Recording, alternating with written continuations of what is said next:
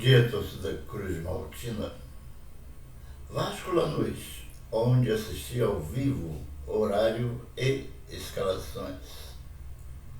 Veja desfalques, arbitragem e outras informações da partida válida pela terceira rodada da Sul-Americana. Vale a liderança.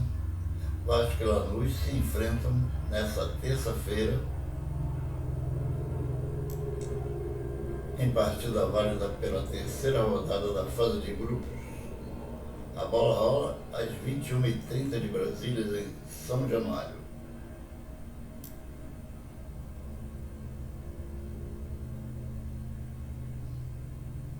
Vamos à opinião do João Miranda. Alternativas de jogo, como conseguiu apresentar ontem contra o Flamengo, em boa parte do jogo, pelo menos. Justiça seja feita ao professor Carille. Quando eu vi a escalação, eu pensei, o Vasco vai ser engolido no meio de campo, só com Hugo Moura e Jair ali. Eu achei que era uma temeridade, eu teria colocado o Cocão, até o Paulinho, mas o Paulinho acho que não, porque ele tá muito mal no ano. Eu discordei da escalação do Carille, mas eu acho que ele acertou, no fim das contas. O Jair fez um bom jogo, é até um cara que tá... Depois a gente vai falar individualmente. Jair e Ryan foram jogadores que eu vi que causaram alguma polêmica, a atuação deles. Gente que achou que os dois jogaram bem, gente que achou que os dois jogaram mal. A gente vai falar individualmente mais pra frente.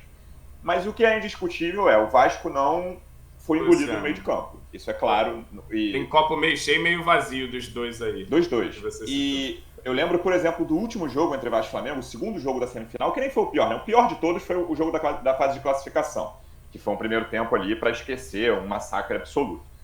O melhor foi o primeiro jogo da semifinal, mas com poucas chances, né?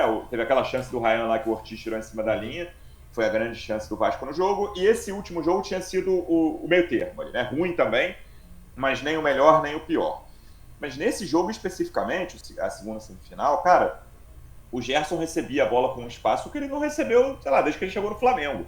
A quantidade de vezes que ele recebeu a bola com espaço na intermediária de ataque do Flamengo, ou seja, intermediária de defesa do Vasco, cara, foram, sei lá, 7, 8, 9 vezes que ele recebeu com muita liberdade ao longo daquela partida. Ontem isso não aconteceu. Teve uma vez ou outra que o Gerson e o Arrascaeta receberam com liberdade, mas não foi a regra do jogo. Eu achei que essa seria a regra.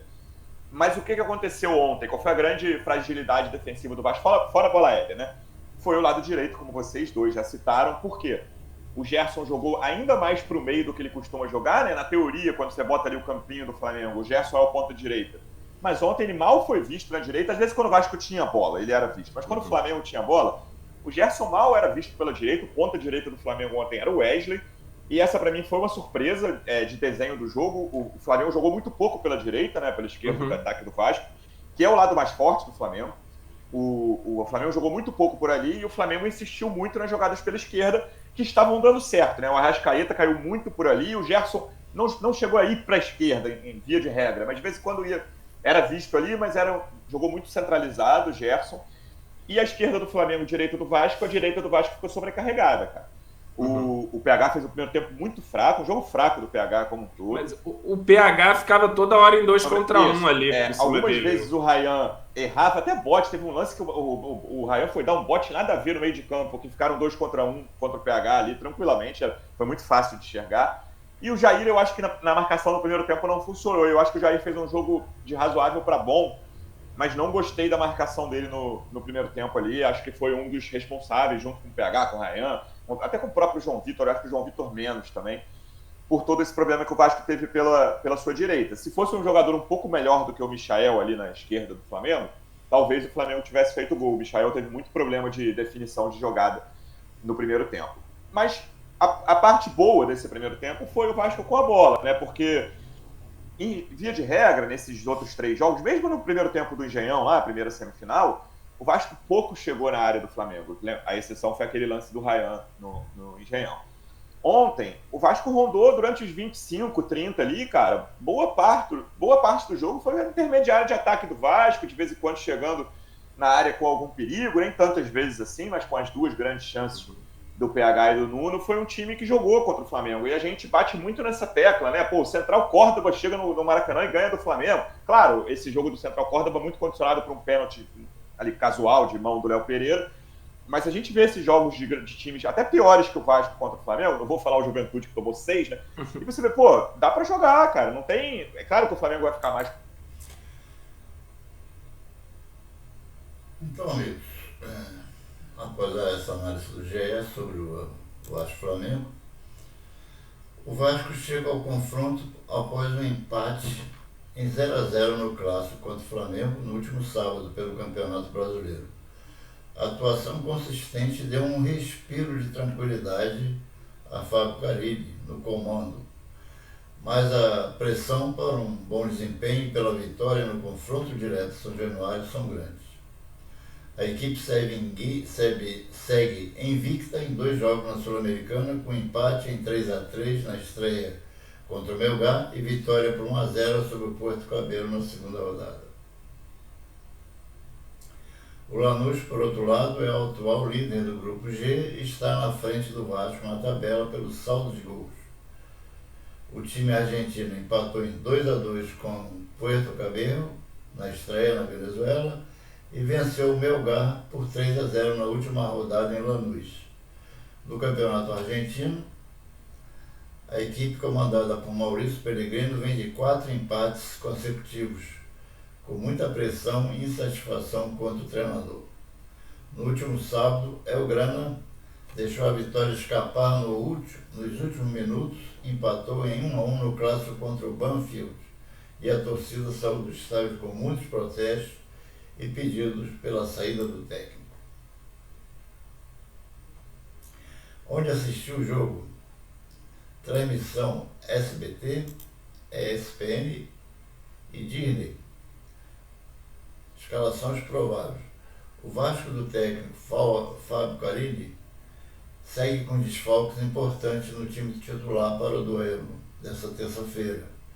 O treinador ainda não conta com Maurício Lemos e Payet lesionados, e Tietê liberado por causa de um problema familiar. Está com um filho recém-nascido com problema. A boa notícia é que Adson participou normalmente da última atividade com o restante do grupo e pode voltar à lista dos relacionados. Provável escalação: Léo Jardim, Paulo Henrique, João Vitor, Lucas Freitas, Lucas Piton, Hugo Moura, Jair ou Paulinho, Coutinho, Ryan, Nuno Moreira, ou Garré e Verrete. Verrete aqui então. O time mais provável. Quem está fora? Maurício Lemos, fratura na costela. Payet, entorse no joelho direito. Tietê, problema familiar. E David, recuperação de lesão no ligamento cruzado anterior do joelho esquerdo. E Estrela, em transição para o campo depois da cirurgia. O Lanús do técnico Maurício Pellegrino. Provável escalação: Lozada, Armando Mendes, Ezequiel, Munhoz ou De Jesus, esquerdo, Marrix, Augustinho Cardoso, Agostinho Medina, Ramiro Carreiro, Marcelino Moreno, Eduardo Sálvio e Cabreira. Arbitragem: Géry Vargas, da Bolívia, assistente 1, José Antelo, da Bolívia,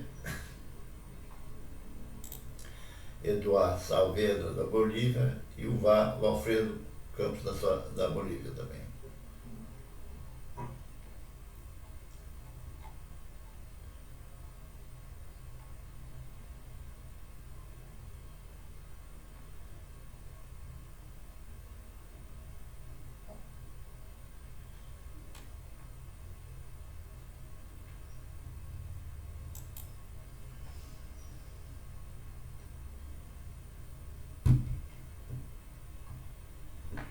Confronto direto contra o Lanús vale a liderança do grupo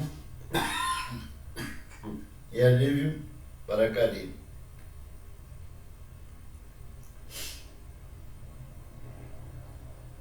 O confronto direto entre Vasco e Lanús, pela terceira rodada da Copa Sul-Americana, será mais um capítulo na busca do alívio da pressão para Fábio Carille como treinador do Vasco. A bola rola às 21h30 dessa terça-feira em São Januário. Após o empate em 0-0 com o Flamengo, o comandante teve um alívio na pressão interna. O time respondeu positivamente, depois da má atuação na derrota por 2-1 para o Ceará, e teve uma mudança brusca de postura no clássico no Maracanã. A melhora na atuação foi primordial para dar mais tranquilidade a Carille. O treinador chegou ao clássico muito questionado no cargo e com protesto de parte da torcida pelo desempenho recente da equipe. A pressão teve início ainda no Campeonato Carioca, depois de 3 derrotas para o Flamengo. Além dos resultados, as atuações do time foram ruins e incomodaram a diretoria. Vamos ver então o que vai acontecer nessa terça-feira. Acredito que o Vasco faça uma boa atuação. O time está engrenando. Essas coisas demoram um pouco para acontecer, mas acredito que já pelo menos achou o time ideal para começar o jogo. O problema está quando tem que fazer mudança, porque os que entram depois não têm a mesma capacidade dos jogadores titulares. Aí fica o problema. O Vasco cai de rendimento na segunda etapa. Vamos ver se ele consegue equilibrar esses fatores. Obrigado por ter assistido. Não esqueça de dar o seu like, compartilhar e se inscrever no canal.